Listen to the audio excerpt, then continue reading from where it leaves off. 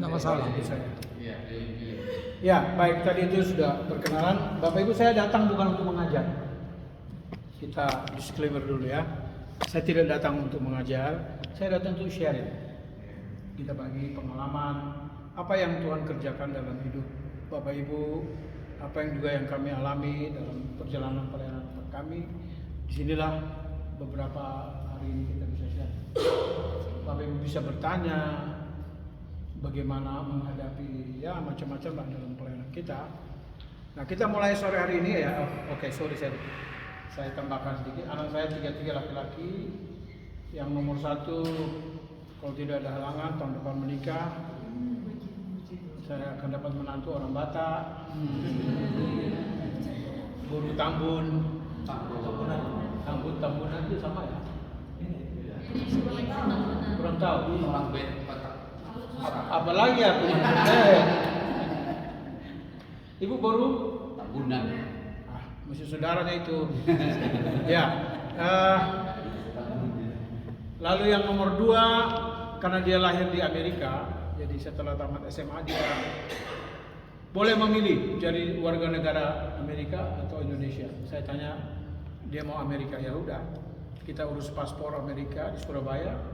Lalu dia sendiri berangkat ke Los Angeles. Sudah hampir 3 tahun ya. Dia kuliah, kerja, jadi kerja sendiri, bayar kuliah sendiri.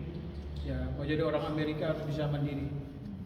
Jadi sekarang dia usia 24 ya, biasa mama yang hafal. Karena yang melahirkan toh.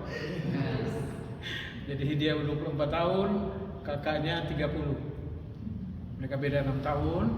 Yang bungsu sekarang berarti 22. Semester 6 di UPH psikologi. Nah, tiga yang nomor 2 dan nomor 3 belum punya pacar, tapi sudah didoakan pasti dapat juga yang terbaik. Amin. Sedikit saya tambahkan tadi, jadi saya 29 tahun melayani bersama YPPI di Batu. 29 tahun. Jadi 6 tahun saya di Pontianak, di Anjungan Pontianak itu ada STT di situ. 6 tahun saya mengajar di situ. Kemudian tahun 99 saya pindah ke Jakarta bulan Juni. Kemudian tahun 2000 Maret kami bertiga berangkat ke Los Angeles menggembalakan jemaat. Jadi kami sudah sedikit merasakan apa artinya menggembalakan jemaat. Sudah sedikit merasakan dikerjain jemaat. Juga sudah rasa berkelahi dengan majelis. Sikit-sikit semua. Tapi lumayan lah, bikin nangis juga. Kan pendeta juga manusia ya. Ya, itulah. Makanya kalau ada yang larang, kalau hamba Tuhan tidak boleh menangis, dia lebih hebat dari Tuhan Yesus. Tapi di Sukabumi tidak ada ya.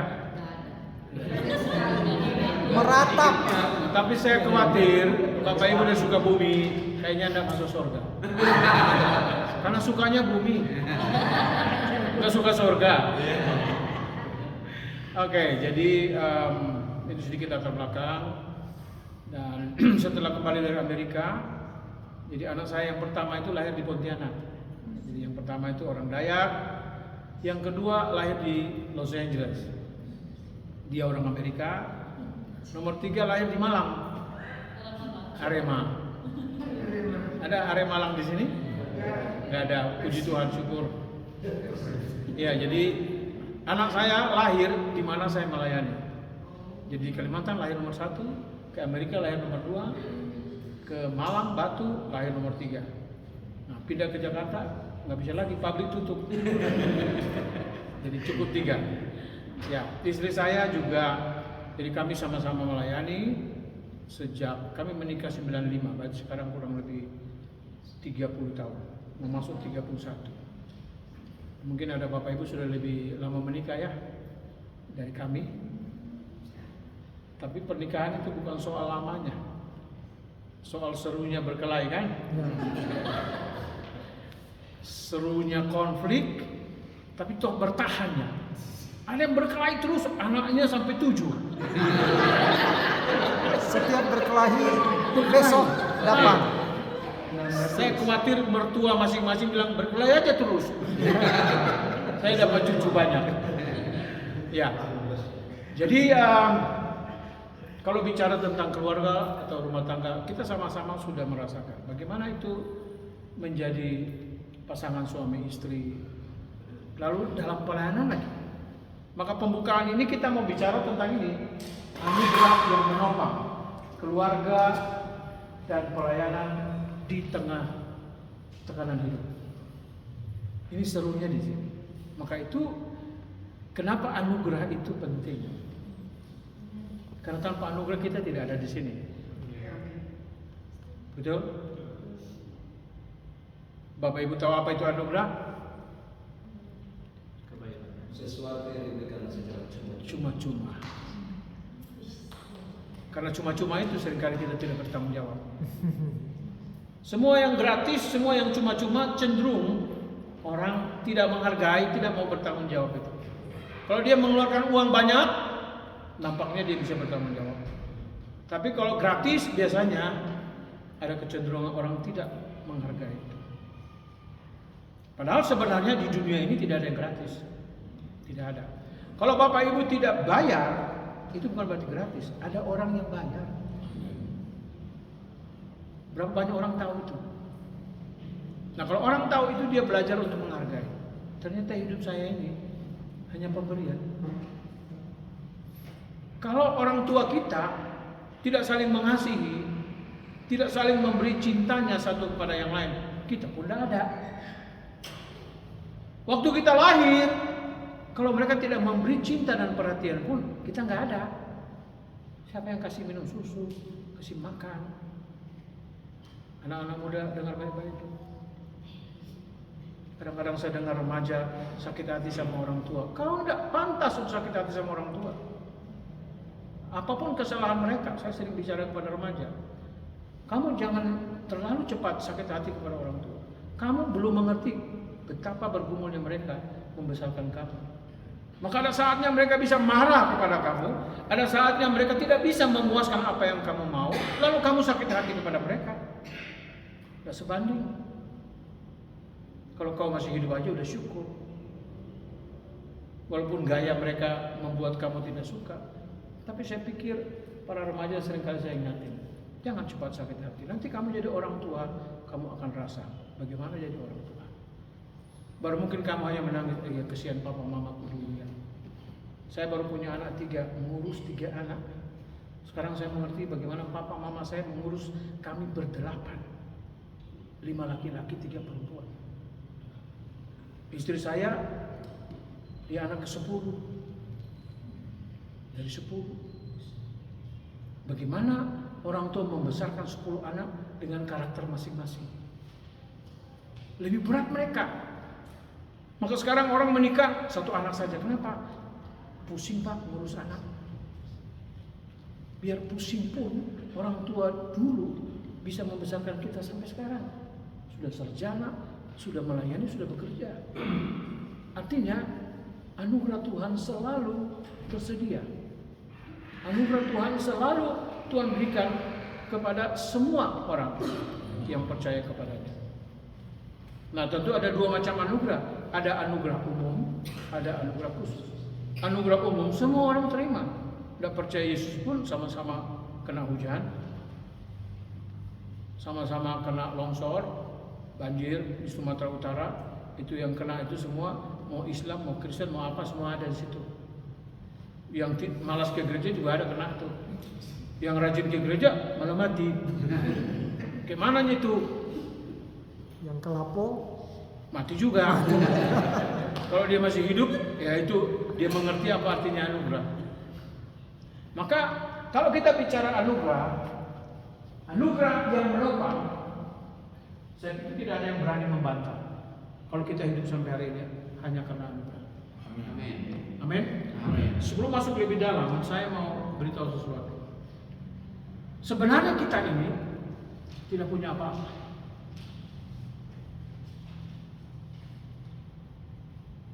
Coba disimak baik-baik. Apa yang mau kita banggakan? Tidak ada. Nafas, coba nafas. Nafas ini kita nggak punya. Kita tarik oksigen, habis itu kita keluarin kan? Keluar hanya numpang lewat saja. Saya tidak mau kasih keluar, saya mau tahan. Mati lo. Nggak bisa. Waktu Tuhan mencipta manusia, Tuhan menghembuskan nafas. Maka jadi hiduplah kita. Jadi hidup kita itu hanya sehembusan nafas. Siapa sini mau sombong? Kalau nafas itu diambil oleh yang punya, selesai. Maka saya sering mengajak orang percaya untuk pikir baik-baik. Kalau kamu bisa bernapas itu anugerah. Coba bayangkan. Hanya numpang lewat. Hanya numpang lewat. Jadi hidup kita ini bergantung kepada nafas yang keluar masuk. Kalau Tuhan bilang selesai, stop. Tidak terjadi lagi sirkulasi. Stop. Mati. Berapa banyak orang yang sadar itu? Tidak banyak. Maka kalau saya hubungkan dengan konteks pelayanan kita bergumul di sini. Ada realita di panggung pelayanan kita antara mimbar dan rumah.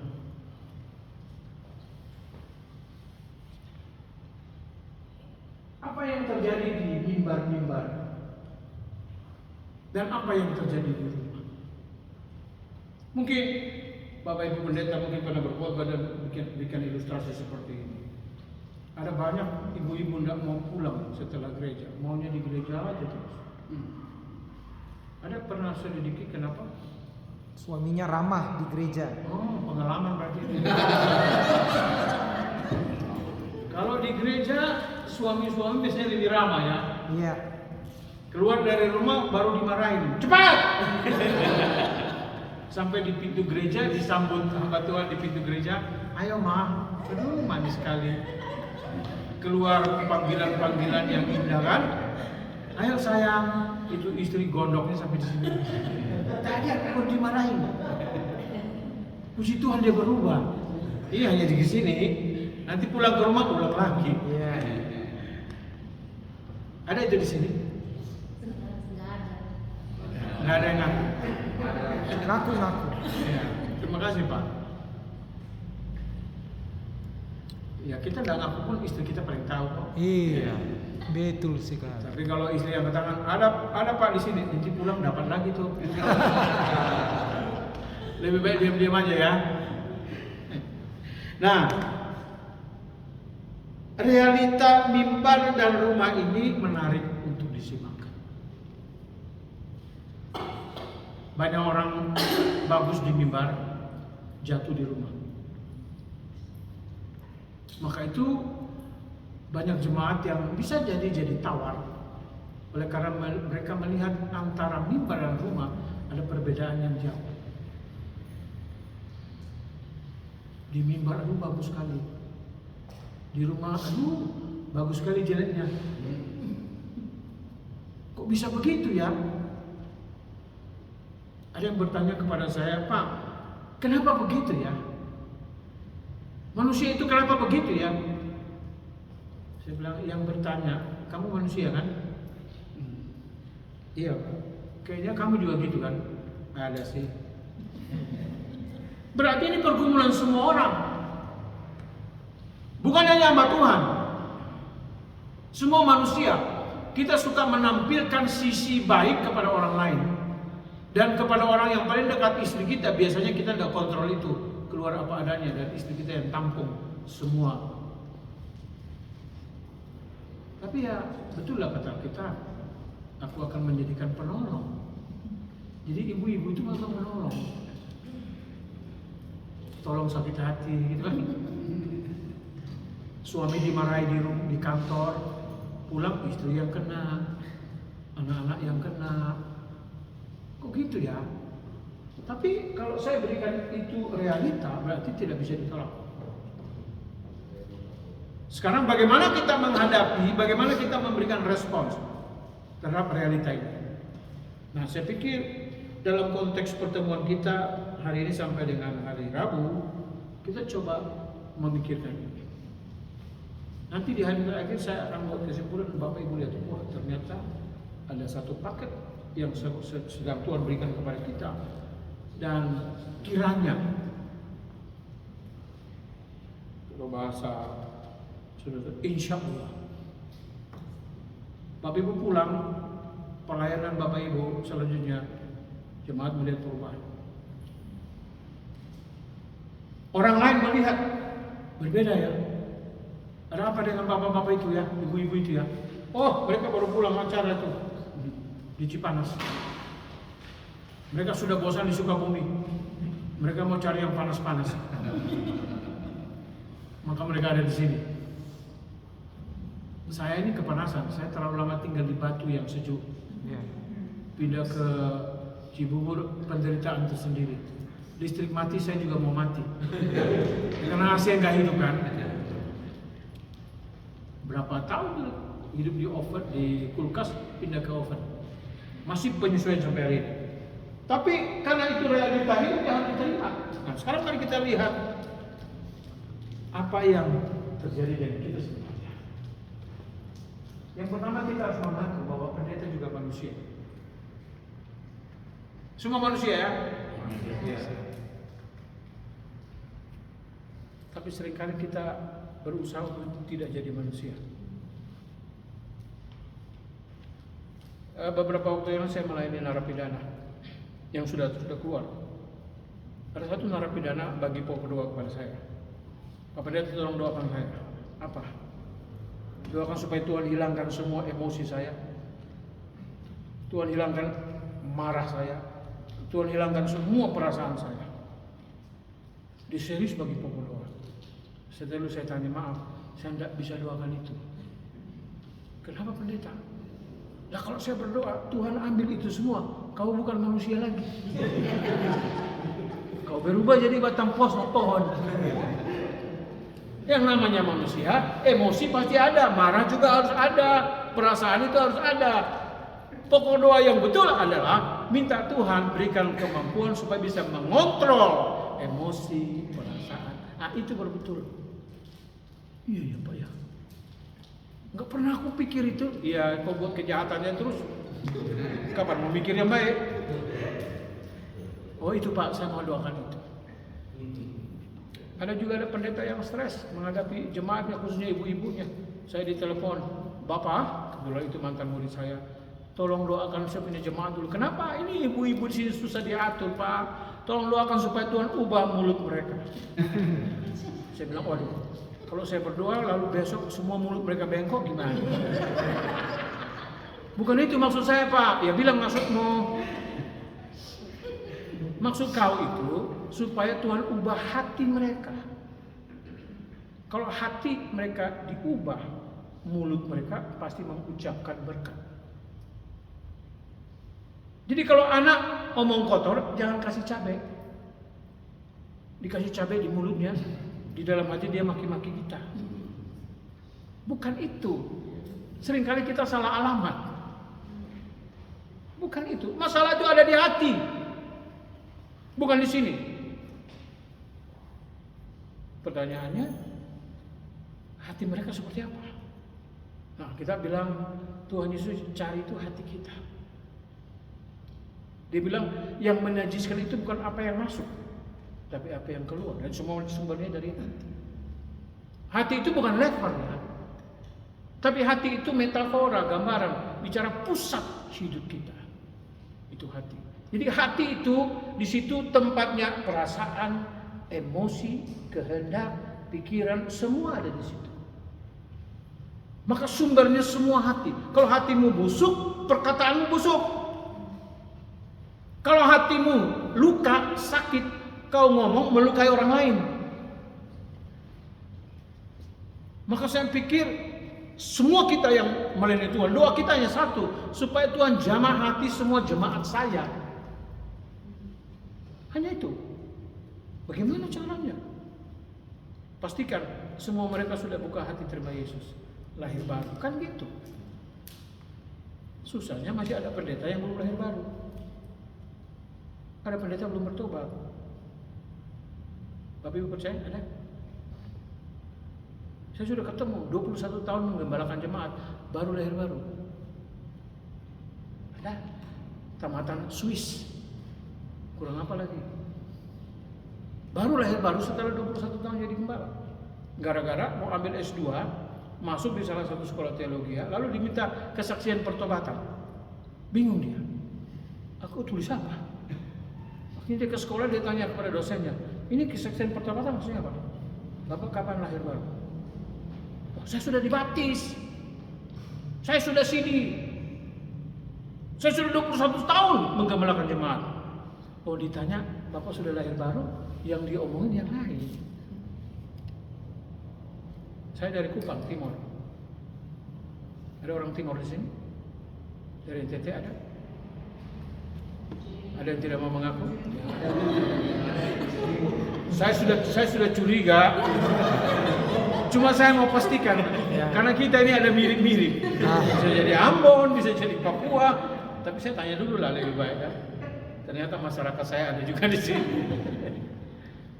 Kalau ke NTT, ke Kupang, ditanya, kamu sudah lahir baru belum? Sudah itu baru belum?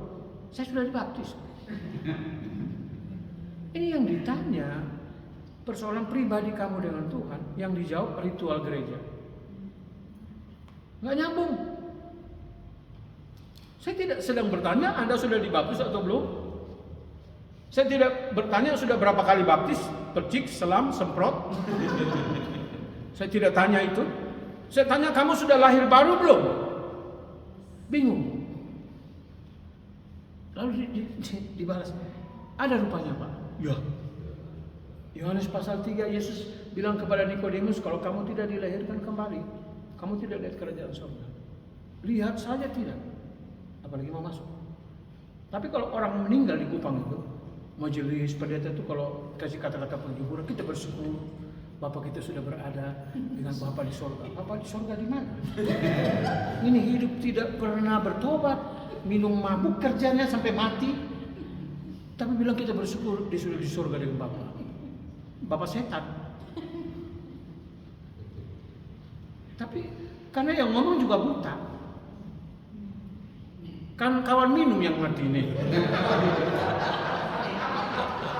Saling menghibur dong. Dia sudah berada di pangkuan Abraham.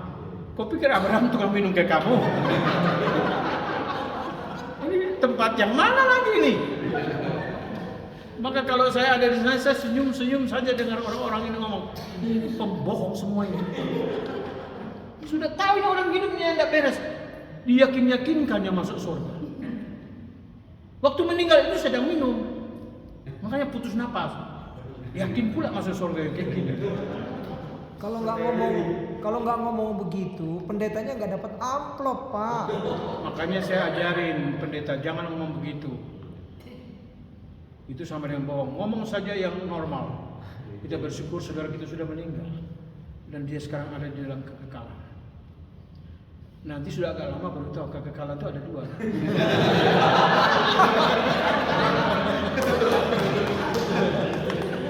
Iya kan? Setelah keluarga sudah tidak berduka, mau lagi berduka, kita bersyukur saudara kita sudah di neraka, saudara dilempar dengan sepatu.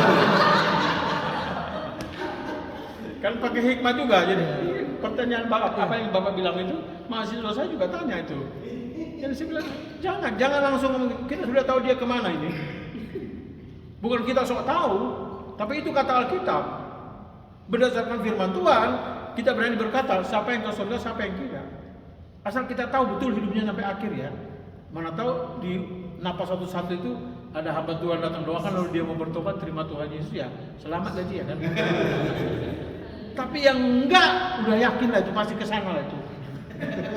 Tapi jangan kalau sok-sok di depan perkabungan kita bersyukur karena Bapak kita sudah berada dengan Michael Jackson di alam baka sana, wah itu repot.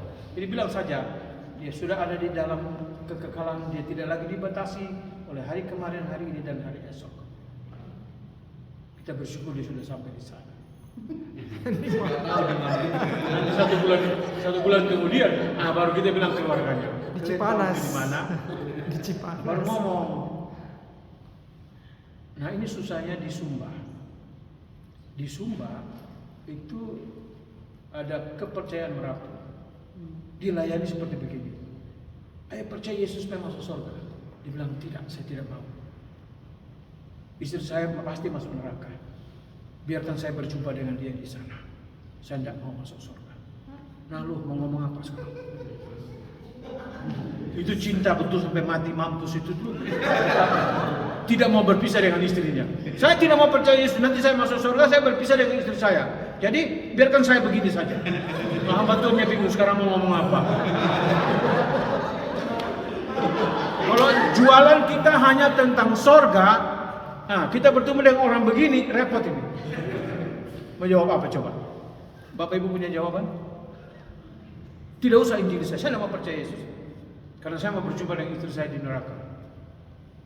Artinya pengetahuan dia tentang neraka belum lengkap. Pengetahuan dia tentang surga belum lengkap. Dia pikir sampai di sana neraka tuh dia masih kenal istrinya. Udah terbakar habis. Kamu masih kenal istri kamu? Mesti dijelaskan lebih lanjut. Nah banyak hamba Tuhan menyerah sampai di situ. Mesti dijelaskan hakikat neraka itu apa? Apa yang terjadi di sana? Tapi banyak orang berada di situ kan, lalu bingung sendiri. Oh kamu itu biar aja deh. Daripada saya ikut dia masuk neraka. Maka Bapak Ibu lihat ya. Siapa kita? Kita ini manusia. Jadi kalau Bapak Ibu bergumul dalam pelayanan, harus berani berkata amin. Itulah saya. Saya hanya manusia yang Tuhan mau pakai. Saya hanya bejana tanah liat yang rapuh. Tanpa dia nggak bisa. Mahasiswa tanya saya, Bapak, selama Bapak melayani pernah menangis? Sering tidak, tapi pernah ya. Bapak pernah disakiti jemaat? Pernah. Jemaat, pos, itu yang saya buka. Mereka menyangkal saya, mereka mencari gembala lain. Hanya karena beda pendapat dengan saya. Saya sakit hati. Gimana anak yang dilahirkan sekarang tidak mau mengakui? Itu sakit sekali. Ini ada istri saya di sini. Saya hanya menangis dan dia hanya duduk di samping saya, hanya diam saja, dampingi saya. Saya bukan Superman. Saya belum malaikat. Saya masih manusia yang perlu anugerah Tuhan setiap hari. Tanpa anugerah Tuhan, kita tidak ada di sini. Lewat semua. Masalah begitu berat kalau dipikir-pikir. Saya belum terlalu tua. Tahun ini 60, masih muda. Karena bapak-bapak sudah lebih dari saya. Tapi kalau saya masih ada hari ini, saya tahu itu anugerah. Malah murid-murid saya udah mati satu-satu. Serangan jantung lah, serangan gula darah lah, semua diserang. Saya sudah ada masalah dengan jantung. Tapi saya tahu karena saya punya masalah, saya jaga bagaimana caranya. Itu yang bisa takut ke dokter itu. Semua pendeta harus menghadap dokter tuh. Harus check up itu. Ini bawa pendeta ini semua sudah check up belum? Perlu check up itu. Pendeta kok takut? Pak nanti kalau tahu sakit saya nggak bisa bebas makan lagi ya dasar. Gimana sih? Larang orang nggak boleh merokok, dia makan sembarang saja semua. B1, B2 semua di lahapnya. Kalau dokter sudah bilang ini pemicu penyakit, tapi dia bilang dalam nama Yesus libas makan semua. Nggak bisa, nggak bertanggung jawab juga kita. Bapak Ibu saya tahu sakit saya karena saya mau pergi pelayanan Natal di Sumatera Utara, Sulawesi Utara. Ini yang utara-utara ini bahaya semua kan? Makanannya makanan bahaya semua. Jadi saya mesti tahu kondisi saya. Kan gak lucu meninggal di meja makan pendeta itu. Cek. Nah supaya sampai sana menghindar. Bapak kami sudah siapin ini. Bapak makan tidak? Tidak. Saya hanya makan yang begini-begini. Ikan.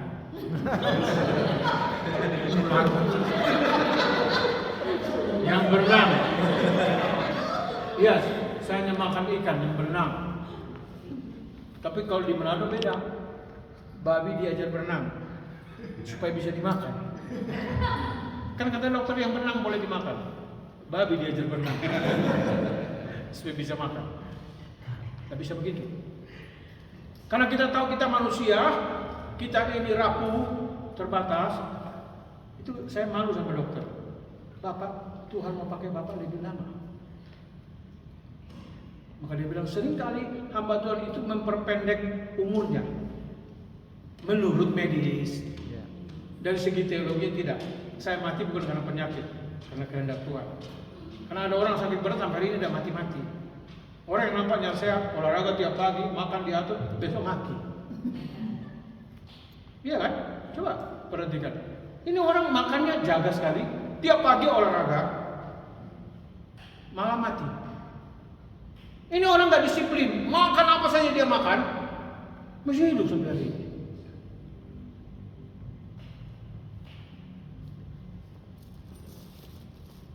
Sudah Pak, saya masih kelihatan.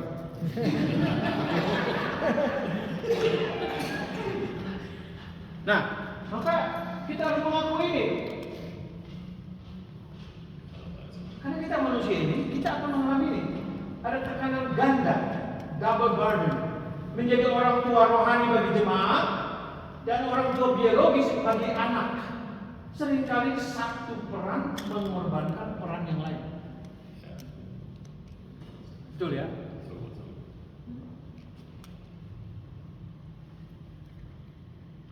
Ini ada istri saya sini, dia bisa ngomong.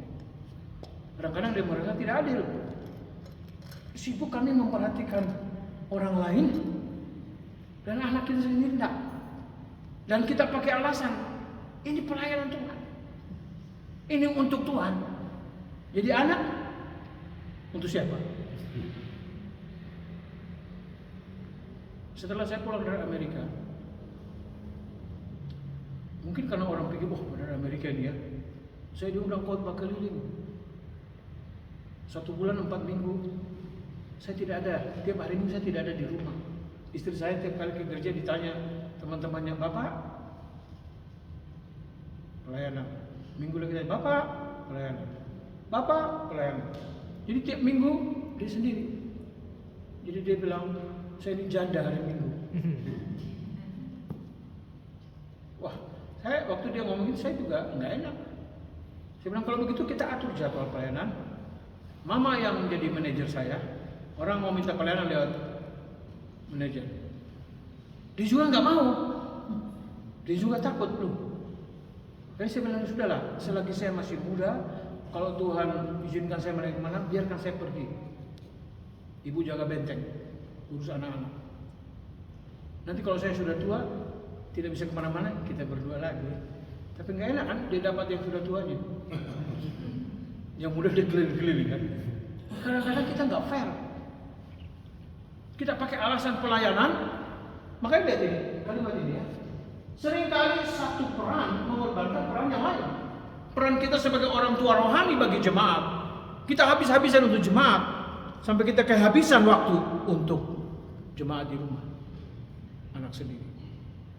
Anak biologis kita telantarkan demi anak rohani. Yang kasih persembahan pun harus dikhotbahi dulu.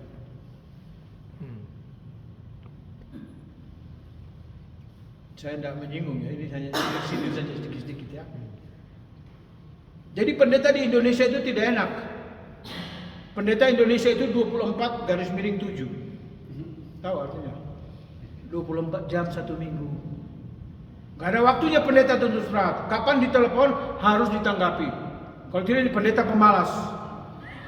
Makanya banyak pendeta mati muda. Jadi kalau sampai tua masih jadi pendeta, syukur itu anugerah. Yang lain cepat mati, stres. Apa-apa harus pendeta. Anak sakit demam, panggil pendeta doa. Dia sendiri tidak bisa berdoa. Bagaimana ini? Doa kepada Tuhan yang sama, mesti pakai pendeta. Maka kadang saya bilang itu ayat itu harus diubah ya. Doa orang benar, besar kuasanya. Itu kata ayat firman Tuhan. Faktanya bukan begitu. Doa orang besar, benar kuasanya. Maka jemaat tidak mau berdoa sendiri. Mesti pendeta lah, mesti pendeta Gilbert lah, mesti pendeta-pendeta besar itu yang berdoa, baru rasanya sampai ke surga. ini ada yang salah dengan pengajaran. Bapak pendeta ajar jemaat baik-baik. Supaya mereka bisa berdoa sendiri. Ajar mereka, yakinkan mereka. Saya berdoa, kamu berdoa sama kepada Tuhan. Namanya Yesus. Jadi kalau saya nggak bisa, kamu berdoa sendiri.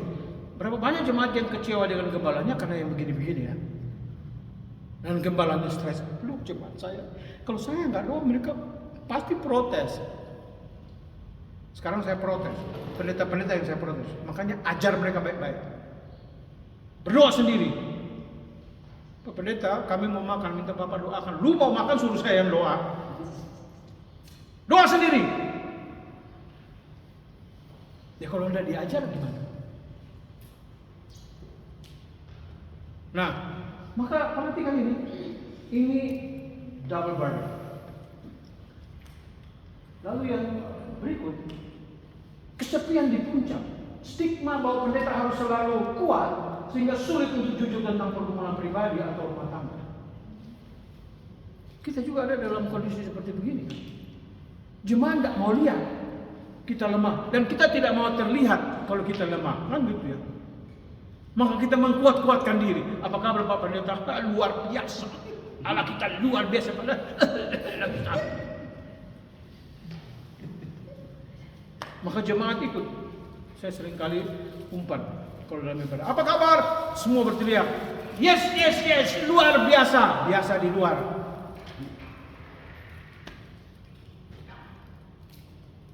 Biasa gitu kita kan? Tapi tidak jujur. Ingat ya, tadi saya mulai. Kita harus mengakui kita ini manusia. Berapa banyak jemaat kecewa oleh karena juga kalau kita salah menyikapi ini. Saya sudah bertobat, maka itu perhatikan kalimat saya. Orang yang sudah bertobat tidak berarti dia berubah jadi malaikat.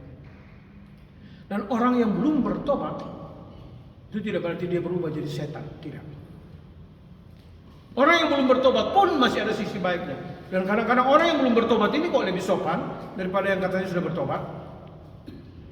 Ini membuat kita bingung. Lebih baik mana, bertobat atau tidak bertobat? Yang sudah lahir baru itu kalau gereja pecah itu mulutnya minta tajam seperti silet. Tapi katanya lahir baru. Tapi orang yang belum bertobat itu kalau mereka berpisah biasa aja. Oke, kita berbeda, kita harus pergi dan berpisah. Ngapain kita berkelahi, kita tetap berteman. Tapi orang-orang gereja itu kalau berpisah itu musuhannya minta ampun. Di Sukabumi nggak ada kan? Nggak ada sedikit. Nggak ada sedikit pun. Nggak ada ya? Makanya nggak ada BKSG ya. BKSG itu ada kan salah satunya untuk menjaga keutuhan kan? Ya, Menjaga persatuan. Berarti sudah ada yang tidak bersatu kan? itu. Untuk apa ada itu? Betulnya itu. Kenapa terjadi itu? Ya ini dia. Kita tidak jujur. Ya tapi juga jangan apa ada namanya gini ya. Ada istilah namanya itu apa itu? Brutal honesty. Jangan jujur brutal. Juga bukan begitu. Bukan itu maksudnya. Artinya ya kita ngomong dengan semua jemaat, saya ini lagi ada pergumulan, lagi itu juga. Maka itu kalau persekutuan hamba Tuhan juga bagus. Kita lebih baik kita dan kita saling curhat. Kalau kita ngomong ke jemaat belum sanggup mendengar itu, malah kita melemahkan mereka justru. Jadi kalau dibilang jujur itu juga bukan brutal. Lalu bilang jemaat, saya punya kekurangan. Kekurangan apa Pak? Seks. Ngeri. Saya punya orientasi seks agak lain. Agak lain kamu. Ini mah agak lain dua ini. Agak lain kamu. Nah, ini repot. Tidak bisa begitu. Saya dulu di Los Angeles, kami punya istilah di sana. Kalau di Indonesia itu adu domba ya. Kalau di LA adu gembala. Jadi kalau kan jemaat Indonesia sana kan kecil-kecil. Ya. Jadi kalau ada jemaat pindah itu ketahuan. Nah, gara-gara jemaat pindah ini kami gembala konflik. Nah, bagaimana supaya kita tidak diadu sama domba-domba nakal ini? Kita buat persekutuan pendeta-pendeta. Jadi sebulan sekali kami kumpul. Berbagai aliran. Ada yang doanya tenang sampai ada yang rame lah kita di situ. Kita bebas curhat, saling mendoakan. Nah, teman-teman pendeta saya dari karismatik, kalau mereka sudah gitu pergumulan itu nangis sungguh-sungguh sampai merayap di lantai.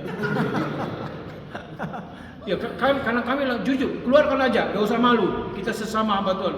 Kami juga punya pergumulan. Keluarkan saja semua. Nah, itu seru. Sebulan sekali itu ada pengeluaran semua stres, depresi. Lah, kalau kita ngomong gitu di jemaat, apa jadinya? Kalau pendeta kayak gini, kita datang ke siapa lagi kalau kita ada masalah, kan juga. Jadi juga jangan salah mengerti saya ya.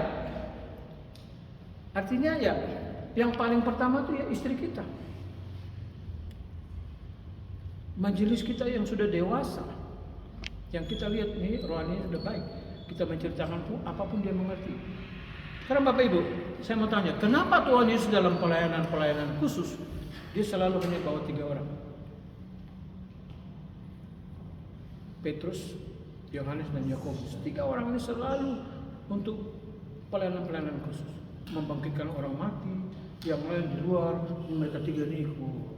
Mereka selalu dapat hak privilege. Kenapa? Mereka 3 ini datang dari latar belakang yang sama. Mereka adalah murid-murid pertama bersama dengan Yesus. Jadi sudah kenal. Coba bayangkan, waktu mau membagikan orang mati, Yudas juga ikut. Pasti Yudas bilang, Tuhan, ini kalau dia bangkit lumayan ini amplopnya. Tapi kalau dia tidak bangkit, kita repot. Banyak hitung-hitungan dia. Dia tidak bisa masuk dalam tim ini. Tim ini hanya orang-orang khusus. Maka itu dalam buku Intimacy with God, penulis ini bilang begini, Yesus saja punya 3 orang terdekat. Siapa lo? Yang merasa diri kuat sendiri, tidak mau berteman dengan orang lain, tidak mau sharing pergumulan dengan orang lain. Kamu siapa? Nah, belajar dari itu kemudian dia menasihati. Paling tidak, Bapak Ibu Gembala, pendeta, punya paling banyak 3 orang yang bisa dipercaya, yang bisa kita keluarkan unek-unek pergumulan kita kepada orang-orang ini. Mereka yang paling dekat. Sampai Yesus di Taman Getsemani pun 3 orang ini kan tempatnya khusus. Mereka tuh ring 1. Yang lain ring 2. Nah kalau ring 1 ngorok, ring 2 tidur kayak orang mati sudah tuh.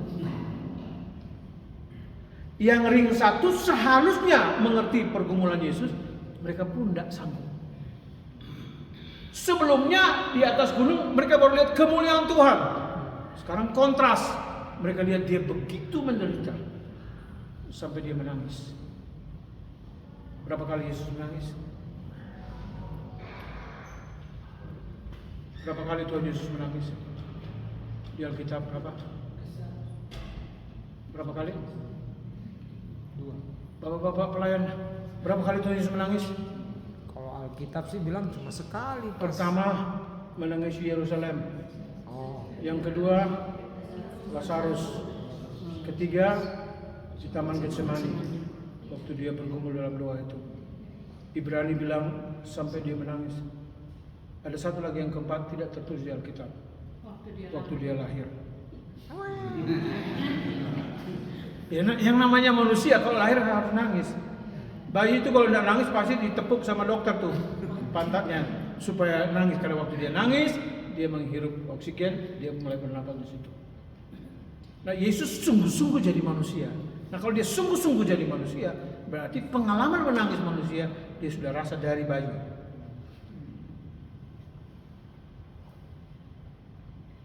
Tapi itu yang tidak tertulis ya. Nah, itu sama dengan pertanyaannya, apakah Adam dan Hawa punya lubang pusar? Tidak. Mereka tidak dilahirkan. Ini lubang kita ini kan plasenta. Semua yang dilahirkan pasti punya ini. Nah, pertanyaan, Adam punya? Nanti kita tanya di sana. Ya? Kita tanya di sana. Ya kalau Bapak ke sana.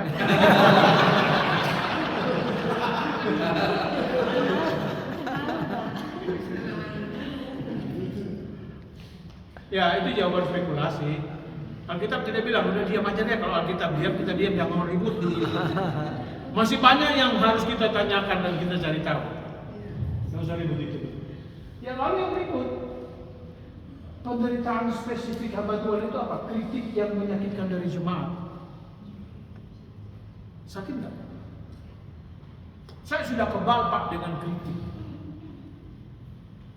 Sebelum Bapak Ibu bilang kebal, Bapak Ibu harus lewati ini. Sakit dulu.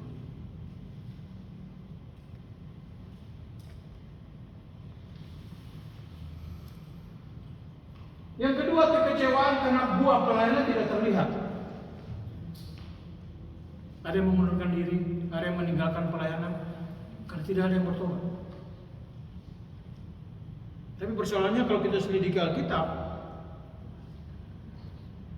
keberhasilan pelayanan itu bukan soal berapa banyak orang bertobat. Kalau itu ukurannya, nabi yang tidak berhasil itu namanya Yeremia. 40 tahun melayani, tidak ada yang bertobat. Malah dia mau digergaji. Berani katakan dia tidak berhasil? Oh nggak bisa, sabar dulu. Tapi banyak hamba Tuhan itu sakitnya di sini. Buah pelayanan tidak terlihat. Lalu yang berikut, tantangan finansial. Ini yang seru. Kalau saya tanya anak-anak muda ini, mau jadi hamba Tuhan? Gak mau. Anak-anak ditanya mau jadi pendeta, enggak. Mau jadi apa? YouTuber. Kenapa? Ada uang di situ. Padahal dia lahirnya dia tidak bawa apa-apa. Mati pun nanti tidak bawa apa-apa. Ada apa ini? Kenapa ini? Saya mengajar program S2. Yang ikut kuliah ini mereka-mereka yang sudah pensiun, sudah kerja banyak. Lalu saya tanya, sekarang mau apa belajar? Mau melayani Tuhan. Oh, sudah pensiun ya, baru melayani Tuhan. Untung masih hidup. Ternyata melayani Tuhan itu tunggu nanti ya. Nanti sudah tua. Kalau masih muda enggak usah. Kenapa banyak orang tidak mau jadi hamba Tuhan? Kenapa banyak orang tua tidak mau menyerahkan anaknya jadi hamba Tuhan? Jujur saja, masalah finansial kan? Kalau anaknya sekolah kedokteran menjanjikan, hukum menjanjikan, karena nanti jadi lawyer. Tipis. Itu beda-beda tipis kan? Beda tipis. Beti. Jadi lawyer. Sekarang ini hukum tuh primadona. Ya. Yang sarjana hukum sekarang laris sekali. Ya. Tapi semua mencari kerja yang bukan pendeta. Saya pernah dengar kalimat yang bikin saya marah, tapi ya apa boleh buat. Ada orang tua di Denpasar, Bali. Anaknya itu pinter sekali. Dia ikut pelayanan saya, dia hafal semua khotbah saya, dia bisa ulangi persis. Lalu saya tanya, kamu cita-cita, kamu nanti mau jadi apa? Saya mau jadi hamba Tuhan seperti Bapak. Saya mau khotbah kemana-mana, katakan ini. Oke, sampaikan sama orang tua. Tamat SMA, sekolah teologi. Waktu dia bilang sama orang tuanya, apa kata orang tuanya? Untuk apa kau jadi pendeta? Kalau kau jadi pendeta nanti, kau makan dari persembahan jemaat. Saya dengar itu, saya tersinggung berat. Untung tidak ada ayatnya. Kalau ada ayat, tonjoklah orang kayak gini, tonjok.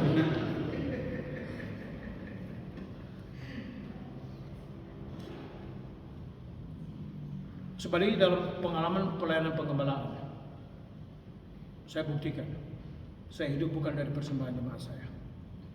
Satu kali saya bilang bendahara, tahan uang saya itu sudah dikasih orang. Karena kalau di Amerika kita pinjam gereja orang harus bayar uang sewa. Saya bilang utamakan orang punya, saya nggak usah. Tuhan pasti pelihara saya. Kami pulang dari gereja, istri saya tanya, serius lagi? Serius lah. Dia tahu gitu nggak ada duit. Tapi saya ingin memberikan pelajaran kepada jemaat. Kami ini bukan makan dari persembahan kami. No. Kami hidup dari Tuhan yang memanggil kami untuk melayani. Bagaimana cara dia memberkati kami sehingga itu kami tidak tahu. Tapi dia punya saluran terlalu banyak. Kalau kau tidak kasih, dia bisa pakai orang lain. Dalam perjalanan pulang, saya ditelepon seorang ibu dari New Jersey. Saya di LA, dia di New Jersey. Itu seperti saya di Medan, dia ada di Papua. Perbedaan waktu 2 jam. Dia telepon saya, Pak Pendeta, masih ingat saya? Waduh, saya nggak ingat. Dia bilang 6 bulan yang lalu saya pertama kali tiba di LA, saya kerja di tempat Bapak. Dan waktu itu Bapak berkhotbah, kebetulan ini orang Manado. Jadi dia bilang, Bapak khotbah kena kita live. Campur Indonesia dengan Inggris. Udah terserah lah. Lalu sekarang waktunya saya mau memberkati Bapak. Saya sudah kirim cek berkat untuk Bapak. Nah, kita di Amerika tuh tukang pos masih laku di sana. Ya orang kirim uang itu, kalau sekarang udah transfer. Dulu cek, tulis cek, dikirim lewat pos. Tukang pos biasanya ke apartemen kami itu, kami udah tahu antara jam 12 jam 1. Saya penasaran, bener kan? Jadi jam 12 jam 1 intip-intip dari jendela. Datang belum posnya?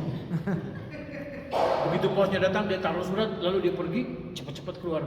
Betul. Kita buka ceknya, lebih besar dari yang dikasih gereja untuk saya. Ini ada isi saya tanya beliau. Kadang-kadang kita pikir, aduh kalau dari gereja nggak kasih lagi, saya hidup dari mana? Tapi saya mau beritahu bapak-bapak pendeta, hamba Tuhan, sampai hari ini saya masih hidup. Saya bisa menyekolahkan anak saya di sekolah-sekolah yang baik, bukan karena saya gaji besar, nah. Tapi saya punya Tuhan yang besar. Pas perlu selalu ada. Artinya apa? Saya mau beritahu ini semua anugerah. Dan pengalaman ini bukan hanya untuk saya, untuk kita yang percaya kepada Dia. Kita juga pasti akan mengalami hari itu. Cobalah duduk diam selama ada di tempat ini, evaluasi. Sekian lama pelayanan, bagaimana Tuhan pelihara Bapak Ibu? Mungkin ada Bapak Ibu yang tinggalkan pekerjaan bisnis untuk melayani Tuhan. Dan rasanya, aduh, kembali aja seperti yang dulu, selalu ada uang di dompet. Kadang-kadang orang mengukur kalau dia punya uang, berkat itu kalau selalu ada di dompet. Saya sering kali rekening saya nol kok. Tapi emang gue pikirin, ya mesti nol dulu baru diisi kan. Kalau masih ada nggak ditambah, pakai sampai habis. Tapi bertanggung jawab juga, jangan habis-habisin semua.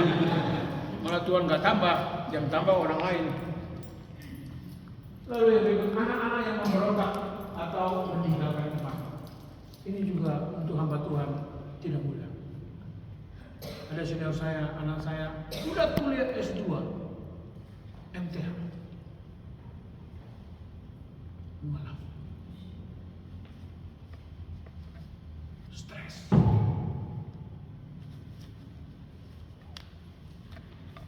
Saya pikir Bapak Ibu juga berdoa supaya anak-anak jangan sampai ada yang meninggalkan Tuhan. Tapi kalau ditanya ada. Nah, ini sakit spesifiknya hamba Tuhan ada sini. Kalau anak-anak kita memberontak, kalau memberontak oke lah, masih bisa kita bawa kembali. Tapi kalau bilang menolak, itu berita besar untuk saudara-saudara kita di sebelah. Tapi itu menjadi sambungan buat jemaat. Lihat itu pendeta, dia khotbah tiap minggu, anak saja dia tidak bisa urus. Waduh, tambah susah kita kan. Maka itu ingat, waktu mereka masih kecil, didik mereka baik-baik. Karena kalau sudah remaja, itu sudah beda lagi. Kita tidak bisa mendekati mereka seperti anak-anak. Maka itu kalau mereka masih kecil-kecil, kita mau kemana mereka mau ikut, bawa aja. Lalu nanti bikin repot. Lebih baik repot sekarang daripada repot nanti. Kalau mereka sudah remaja, mereka itu lebih repot lagi. Bawa aja. Nanti ada umur tertentu kita ajak mereka nggak mau lagi. Kamu nggak sayang papa lagi. Anak itu yang bingung sekarang. Aku kan udah besar. Aku mau bikin apa kan? Karena aku udah besar, aku bukan anak-anak lagi. Bingung kita di situ. Kamu tidak menghargai papa? Bukan. Dia sedang masuk fase baru dalam pertumbuhan hidupnya psikologi. Banyak orang tua nggak tahu ini. Paksa anak sembarang, anaknya rusak. Dia marah. Ini pengaruh lingkungan, bukan lingkungan yang pertama papa mamanya itu. Remaja senang dengar ini. Maka pastikan 12 tahun pertama mereka dapat didikan yang baik. Anak saya, kami tidak terlalu merasakan apa yang dirasakan banyak orang. Mereka remaja lewat baik-baik saja. Karena dari kecil, dari mereka belum bicara, saya sudah bilang, jangan sentuh rokok, jangan sentuh alkohol. Mereka belum bisa ngomong. Setelah mereka sekolah makin besar, saya ulang lagi, jangan sentuh rokok, jangan sentuh alkohol. Setelah mereka sudah SMA, ujian. Pak mau ke rumah kawan, silakan. Selalu harus di situ. Waktu usia 17 tahun kita rayakan ulang tahun. Undang kawan-kawan dekat. Kita bikin syukur kecil-kecilan aja. Kita sudah kumpul uang. Dan hamba Tuhan tidak punya uang. Ada. Kita sudah kumpul uang untuk bikin di restoran, panggil kawan-kawan. Mereka datang makan. Kan makan berapa lah? Tapi yang penting kami mau dengar cerita mereka tentang anak kami. Bukan anak saya yang cerita. Mereka yang cerita, Om, anak Om ini kita ajak merokok susah. Yang sulung dia ajak merokok, dia bilang, sorry, saya ini atlet, dia pemain basket. Saya tidak bisa yang begini. Kami dalam hati, wah puji Tuhan. Yang kedua juga sama, dia main musik. Dia punya teman-teman musik pada merokok. Pemain keyboardnya anak pendeta, jadi dia anak pendeta. Ada 2 anak pendeta di situ. Dan bagaimana kalian? Kami enggak ikut merokok. Nah, waktu 17 tahun kita rayakan sambil dengar cerita kawan-kawan. Wah, anak Om ini begini. Kami dapat yang baik. Oke, puji Tuhan. Terkonfirmasi anak saya yang suruh masuk UPH, saya dipanggil pelatih basket UPH. Lalu dia bilang begini, anak kamu ini karakternya bagus sekali. Ini Kristen yang betul yang ini. Daripada yang lain ini Kristen yang betul ini. Lalu ya saya mau pakai dia jadi salah satu pemain basket. Bahasa Inggrisnya juga bagus, dong dia sekolah di LA Amerika. Bahasa Inggrisnya pasti lebih bagus. Jadi dipakai karena pelatihnya ini bahasa orang LA juga bahasa Inggris toh. Jadi dia dipakai. Nah, saya hanya pulang cerita dengan istri saya, kita bersyukur.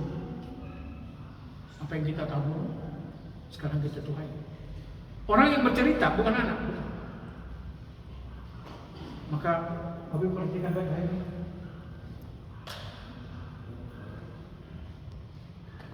Maka yang terakhir kita melihat fondasi Alkitabiah apa yang kita perhatikan, anugerah yang cukup.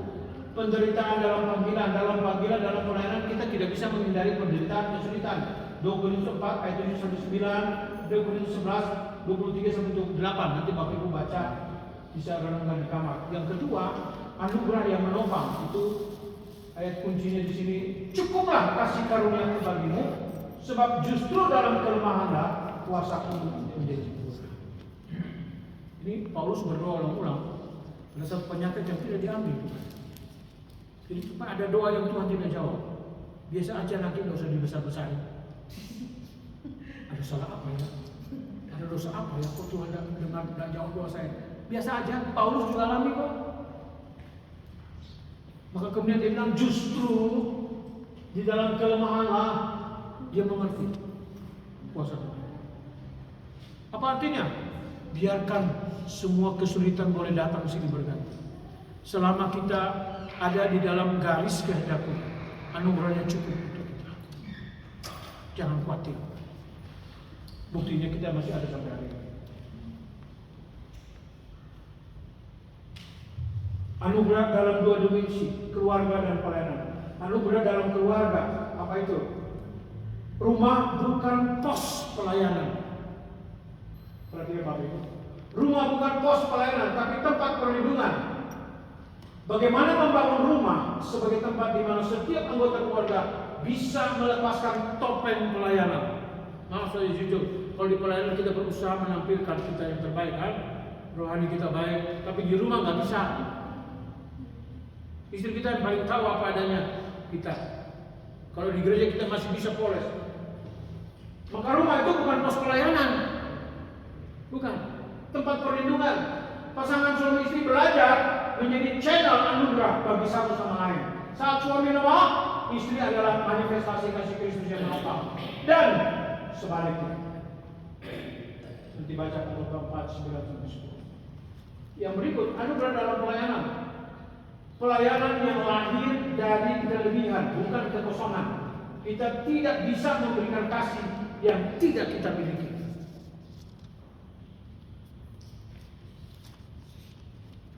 Penderitaan yang dialami keluarga pendeta justru menjadi bahan bakar pelayanan yang otentik. Asli. Kita tidak pura-pura, kita tidak poles sana poles sini. Asli. Jemaat suka yang otentik. Bukan yang pura-pura berarti ketangkap di belakang lain. Enggak.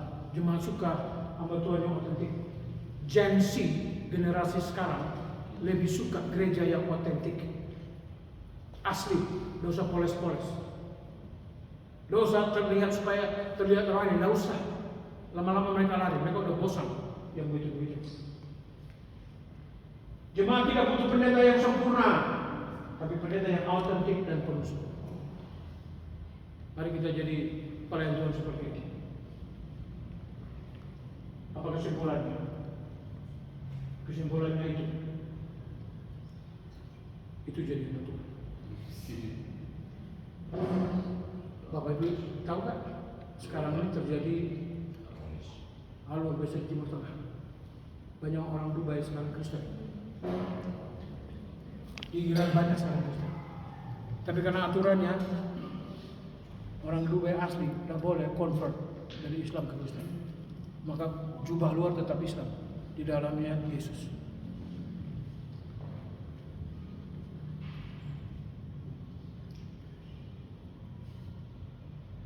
Penderitaan dalam kesimpulan kita, penderitaan dalam pelayanan bukan tanda Allah tidak baik. Justru di tengah lembah kekelaman, meja perjamuan kasih karunia disediakan di hadapan kita. Mazmur 23:5. Saya tidak tahu kondisi Bapak Ibu. Ada pergumulan, ada kesulitan. Tapi satu hal yang saya mau bilang, anugerah Tuhan selalu tersedia. Jangan putus asa. Kegagalan bukan titik, itu koma. Bangun dan terus berjalan. Anugerah Tuhan selalu tersedia. Thank you. Mari kita berdoa. Saya beri waktu masing-masing Bapak Ibu berdoa dalam hati, memberikan respons terhadap uraian ini. Anugerah Tuhan, kita masih bisa berdiri bukan karena kaki kita kuat. Kita masih bisa berdiri bukan karena kita sehat. Kita masih bisa berdiri bukan karena kita punya uang yang banyak. Kita masih bisa berdiri bukan karena jemaat kita baik, bukan karena gereja kita hebat, tapi semua karena anugerah Tuhan. Mari naikkan syukur kepada Tuhan.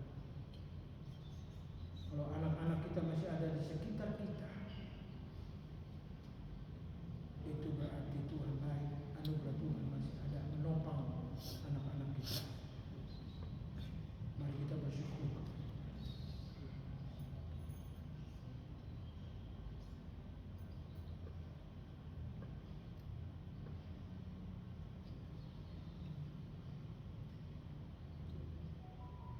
Bapa di surga, kalau kami melihat ke belakang perjalanan hidup kami, siapakah kami ya Tuhan yang boleh membusungkan dada kami hari ini dan berkata semua karena kami. Kami harus jujur katakan, sesungguhnya kami rapuh, kami tidak kuat. Tapi kalau kami ada hari ini, kami hanya mau katakan terima kasih Tuhan. anugerah-Mu yang tidak terbatas itu menopang kami. Maka kami ada sampai hari ini. Terima kasih untuk anugerah-Mu melalui istri kami. Anugerah-Mu yang datang melalui suami kami. Anugerah-Mu yang datang melalui anak-anak kami. Anugerah-Mu yang datang melalui seluruh jemaat kami. Anugerah yang datang kepada kami melalui keluarga saudara kami, bahkan lewat lingkungan kami. Kami tahu Tuhan punya 1001 macam cara supaya anugerah-Mu sampai kepada kami, menahan kami tidak jatuh. Bahkan kalau kami jatuh pun anugerah-Mu mengangkat kami kembali. Itu sebabnya kami ada di sini sore hari ini. Terima kasih Tuhan Yesus. Ampuni kami kalau kami lupa bahwa kekuatan kami bukan dari diri kami. Dan seringkali kami menganggap ini kami, ini pekerjaan kami, ini karena kami, ini karena keluarga kami, ini karena anak-anak kami, ini karena uang kami, ini karena berbagai-bagai alasan. Sore hari ini kami tahu satu hal, kalau bukan Tuhan, kami tidak seperti ini. Terima kasih Bapak di surga. Dalam kebenaran itu terus berbicara dalam hati kami, dalam keadaan baik maupun tidak baik, dalam keadaan suka maupun duka, kami ingat selalu Engkau selalu ada bersama kami. Anugerah-Mu selalu tersedia untuk kami. Terima kasih Bapak di surga.